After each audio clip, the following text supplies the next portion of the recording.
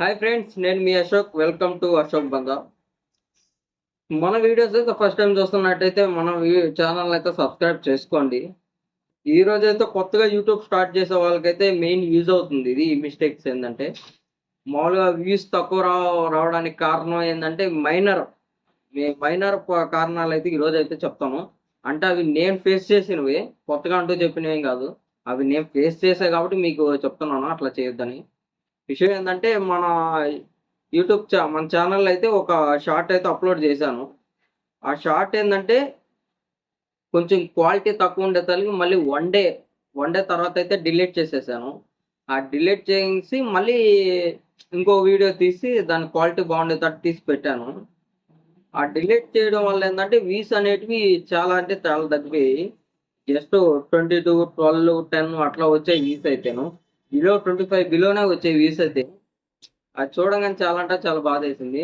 సరే, దీని ప్రాబ్లం సరేలే ఇది వీడియో కనుక్కున్నాం. తర్వాత ఎన్ని వీడియోస్ పోస్ట్ చేస్తున్నా కూడా సేమ్ యాజ్ ఇట్ ఈజ్ 25 బిలోనే వస్తున్నాయి. అన్ని 25 బిలోనే వ్యూస్ వస్తున్నాయి, దాని మించి పోవట్లే. ఇంక సరేలే అని చెప్పి ఇంక మళ్ళీ కూడా తర్వాత మొత్తం చూశాను. మొత్తం సెర్చ్ చేసి మొత్తం చూస్తే అప్పుడు నాకు తెలిసింది ఏంటంటే మనం పంపించే వీడియో, మనం అప్లోడ్ చేసే వీడియో, అది షార్ట్ అయిన వీడియో అయినా ఎనీథింగ్ ఏదైనా కూడా, అది ఫస్ట్ ప్రిఫరెన్స్ వచ్చి క్వాలిటీ. అది వీడియో క్వాలిటీ బాగుందా లేదా, అది బ్లర్ అవుతుందా లేదా, కెమెరా క్వాలిటీ బాగుందా లేదా అనేది చూసుకోవాలి. దెన్ ఆఫ్టర్ వచ్చేసి అది బాగున్నా బాగాలేకపోయినా వన్స్ మనం అప్లోడ్ చేసిన తర్వాత దాన్ని ఇంకా డిలీట్ చేయకూడదు. దాన్ని మనం ఇప్పుడు చాలా మంది ఏం చేస్తారంటే, ఇప్పుడు అది బాగలేదు ఇంకా దాన్ని డిలీట్ చేసేస్తారు, మళ్ళీ ఇంకోటి అప్లోడ్ చేస్తారు. నేను చేసిన మిస్టేక్ కూడా అది. అందువల్ల నాకేంటంటే వ్యూస్ మొత్తం అన్ని తగ్గిపోయాయి. సో మీరైతే అలా మాత్రం చేయకండి. మన నాది మన ఛానల్ మైనర్ మిస్టేక్ ఏంటంటే ఇది క్యామ్ సరిగ్గా క్వాలిటీ లేనందువల్ల మనం డిలీట్ చేసేసాము. బట్ అదే అలాగే ఉండిచ్చుంటే ఆ వ్యూస్ అలాగే కంటిన్యూ అయ్యి ఇంప్రూవ్ అయ్యేది. బట్ మనం అది డిలీట్ చేసేసరికి అది తగ్గిపోయాయి. కెమెరా క్వాలిటీ మాత్రం ఫస్ట్ చూసుకోండి. కొత్తగా యూట్యూబ్ ఛానల్ స్టార్ట్ చేసే వాళ్ళు మాత్రం మీరు ముందు కెమెరా ప్రిఫరెన్స్ ఇవ్వండి. ఫస్ట్ పాయింట్, మీరు తీసే వీడియో, ఇప్పుడు మనం ఎంతో కష్టపడి వీడియోస్ తీస్తాము.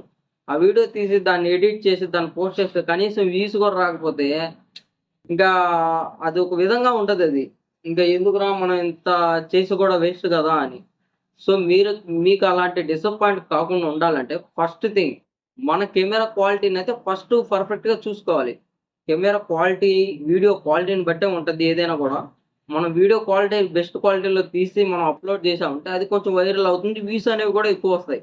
వన్స్ వ్యూస్ తగ్గాయి అంటే మళ్ళీ ఇంక్రీజ్ అవ్వడం చాలా అంటే చాలా కష్టం.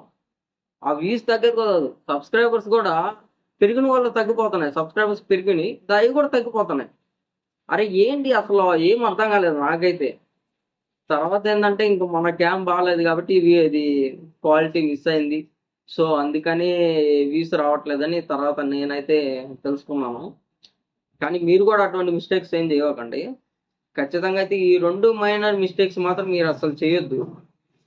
ఫస్ట్ థింగ్ ఇది కెమెరా వీడియో అప్లోడ్ చేసిన తర్వాత డిలీట్ చేయడం. సెకండ్ వన్ వచ్చి మీ కెమెరా క్వాలిటీ మంచిగా చూసుకోండి. ఫస్ట్ క్వాలిటీ మంచిగా చూసుకుంటే అప్పుడు వీడియో బెస్ట్గా వస్తుంది.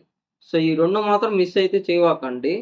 ముఖ్యంగా చెప్పేది ఏంటంటే మీ కెమెరా క్వాలిటీ, వీడియో క్వాలిటీని మాత్రం జాగ్రత్తగా చూసుకోండి. ఆ క్వాలిటీని బేస్ చేసుకునే ఉంటుంది కంటెంట్ ఉండాలి, క్వాలిటీ ఉండాలి. మీరు కంటెంట్ ఉండి తర్వాత క్వాలిటీ లేదనుకోండి, అది వేస్ట్. ఇంకా అప్పుడు మీరు కంటెంట్ చేస్తున్నారు, బెస్ట్ కంటెంట్ ఉంది, బట్ క్వాలిటీ లేదు.